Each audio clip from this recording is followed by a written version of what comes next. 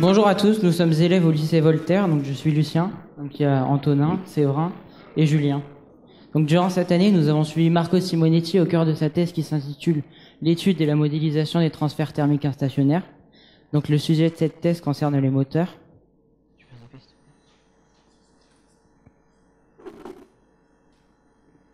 Donc pour faire fonctionner un moteur, on introduit un liquide combustible, mais l'inconvénient c'est qu'ils émettent des gaz d'échappement, et ces gaz d'échappement sont nocifs pour la santé et dangereux pour la planète. Pour limiter les émissions, la communauté européenne a imposé des limites d'émissions de polluants. En 2020, elles seront de 95 grammes de CO2 rejetés par kilomètre, alors qu'aujourd'hui elles sont de 130 grammes par kilomètre.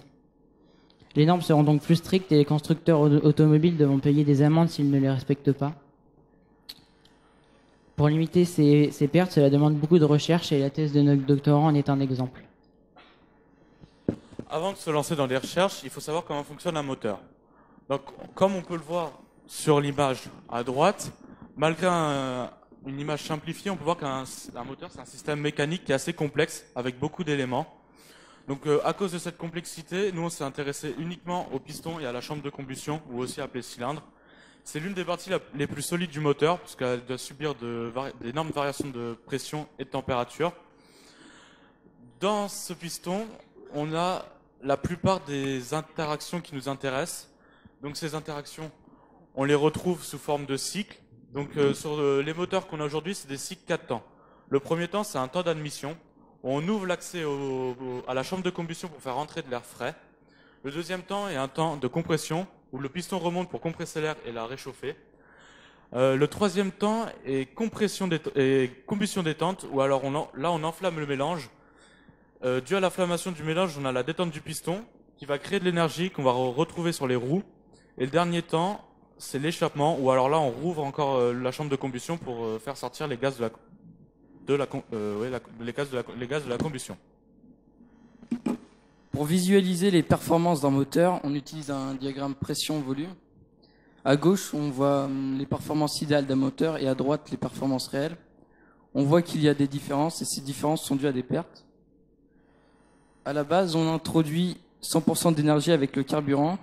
Il y a environ 2 tiers de pertes et 1 tiers d'énergie qui sont utilisées pour faire avancer la voiture. Ces différentes pertes sont l'énergie thermique du refroidissement, l'énergie des frottements dans la chambre à combustion, l'énergie de la combustion réelle et l'énergie d'échappement. Dans notre thèse, on va chercher à récupérer l'énergie des échappements pour les réutiliser afin de réduire les pertes.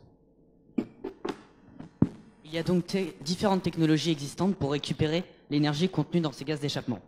Par exemple, une des premières à avoir été inventée est le système des turbines dans les turbocompounds ou des turbocompresseurs, qui permet de récupérer l'énergie présente dans les gaz d'échappement pour la transformer en énergie mécanique qui sera réutilisée soit pour faire avancer la voiture, soit pour comprimer l'air de l'admission.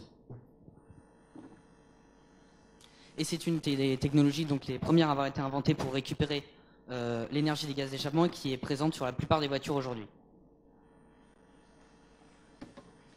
On a aussi la cogénération, qui consiste à récupérer la chaleur des gaz d'échappement avec un fluide qui pourra être après réutilisé soit pour chauffer l'habitacle de la voiture, soit pour réchauffer le moteur, par exemple dans les pays où il fait très froid et où du coup le moteur a besoin d'être réchauffé.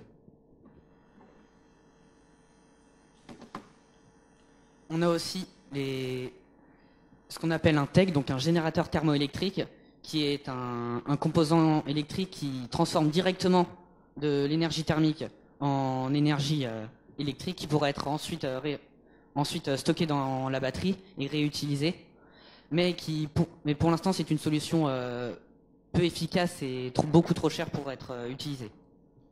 On a aussi les machines de type Rankine et Stirling, qui transforment l'énergie thermique contenue dans les gaz d'échappement en énergie mécanique, qui pourra être utilisée aussi dans d'autres organes de la voiture, mais qui sont pour l'instant que très peu utilisés sur les voitures.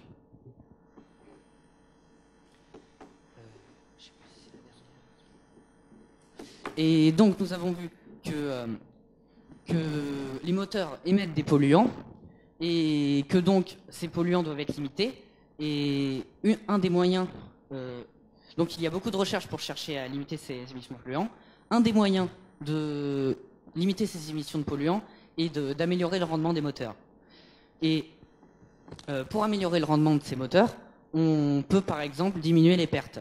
Et parmi ces pertes, on peut diminuer les pertes d'énergie présentes dans les gaz d'échappement. Et la thèse de notre doctorant consiste à trouver de nouvelles manières de réduire ces pertes. Merci de votre attention.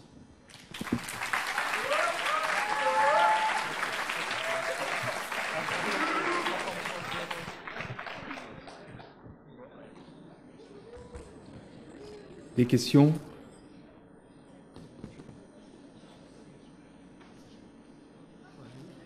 Une question, c'est ça marche? On peut réduire la pollution des moteurs? Et vous espérez, donc dans les années suivantes, vous allez explorer des moyens de... C'est assez difficile pour le moment parce que c'est des technologies dans la plupart du temps qui sont coûteuses. Et aujourd'hui, donc c'est une thèse qui est, qui est financée par PSA. Et donc le but des grandes entreprises, c'est avoir un bon chiffre d'affaires. Donc les technologies coûteuses, ça les intéresse pas. Donc le but, c'est de réduire les coûts et trouver une technologie bon marché tout en respectant les règles imposées par la Commission européenne.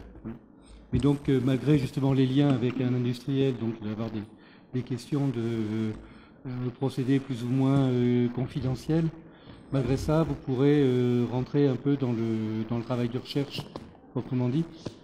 C'est justement le sujet, la thèse propre du doctorant, donc étude et modélisation des échanges thermodynamiques instationnaires. C'est justement secret, parce que c'est l'entreprise PSA qui finance. Donc on ne peut pas tellement en parler de la thèse en elle-même. Donc on parle plus du reste, de ce qu'on a autour. D'accord. Merci. D'autres questions? Oui?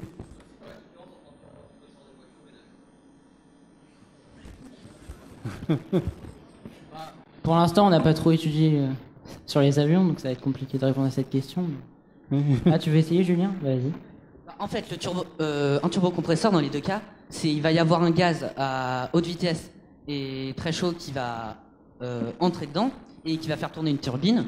Et la turbine, de l'autre côté, va refaire tourner une autre hélice pour comprimer, pour comprimer de l'air. Oui. Donc c'est un peu la même chose, dans les deux cas. Oui. Ok, parfait. Donc on peut prendre l'avion. Merci.